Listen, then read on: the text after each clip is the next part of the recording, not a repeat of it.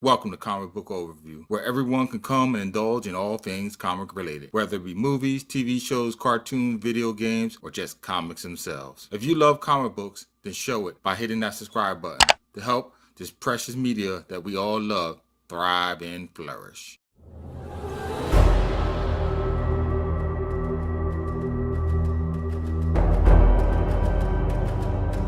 Mysteries of the Dead, starring Spidey's longtime foe, Mysterio. Debuted in Amazing Spider-Man issue number 311 in January of 1989.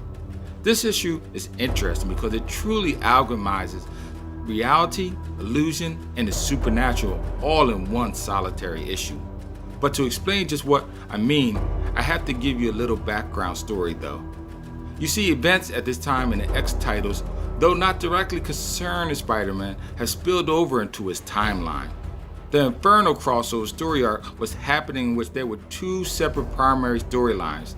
The first one is where New Mutants were struggling against Sim, a demon from the demonic realm called Limbo, for the soul of Illyana Rasputin, otherwise known as Magic, who longtime X-Men readers will also know as Colossus' little sister.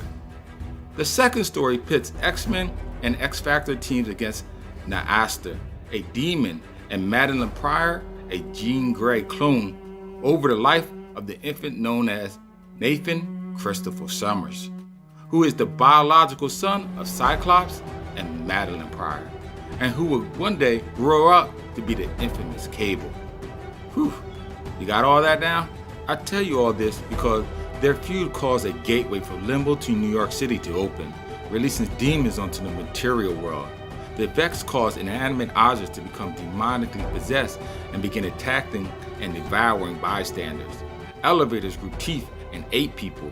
Mailboxes came to life and devoured citizens, turning them into stamps.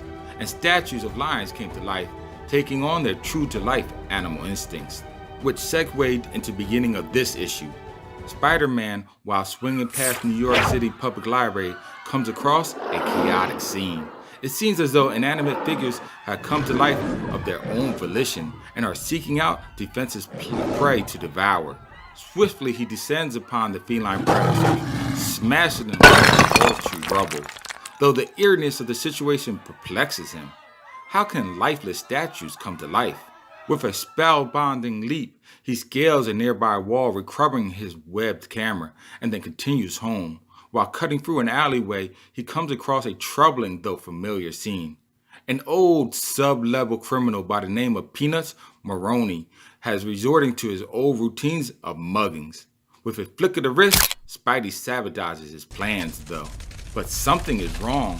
The wall he is adhered to starts to slightly quiver, and then rumble, and that out of nowhere bursts at his feet. A giant brick and mortar automaton suddenly manifests itself in the alley. With dexterous abilities, Spidey battles the Goliath, nearly perishing in the confrontation. The male victim of the earlier mugging decides to lend the hero a hand, but the backlash of his effects is his life. Outraged by the sense of slaughter, Peter quickly pulverizes his adversary. The outcome is too late to change. Left feeling guilty for his inability to stop the man's death, Peter burdens the man's fate upon him like a heavy yoke that he cannot just place down. After some time and events that transpire, Peter returns to the site of the man's death. Perplexed to the cleanliness of the alley, there is not a spore left divulging that the stone giant had ever even existed. No rubble on the ground. Even the wall from which the giant originated from was totally intact. And then it starts to come together. The fog, the strange mist that suddenly appeared. Within minutes, he finds Maroney at a familiar hangout, spending a windfall of money. It doesn't take much to make the man squeal though. Seconds later, Parker is in Manhattan, infiltrating an East Side warehouse through a storm drain. What he sees verifies his suspicions. Mysterio, aka Quentin Beck, the master of illusions, tells Spidey of his plan to break him down spiritually before he himself would confront him. By staging the man's death, Beck had hoped to break Peter's will and make him easier to defeat.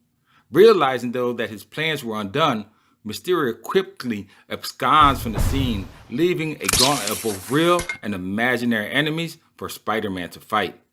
But quickly, Peter realizes that to power all this mummery, Quentin must have a powerful power source. And once that is destroyed, so is Mysterio himself.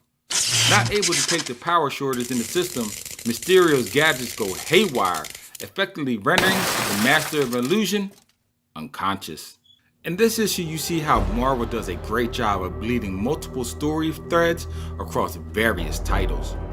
Now, you don't need to read the X titles to enjoy this issue, but it definitely spreads some light on what is happening in the New York City backdrop.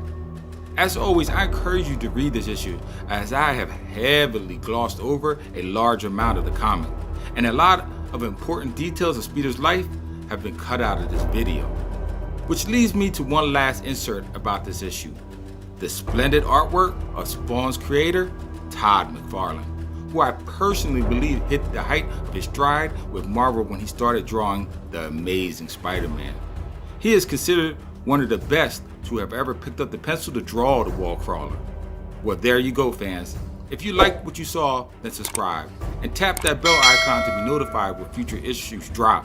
Until next time, as always, keep reading, my friends.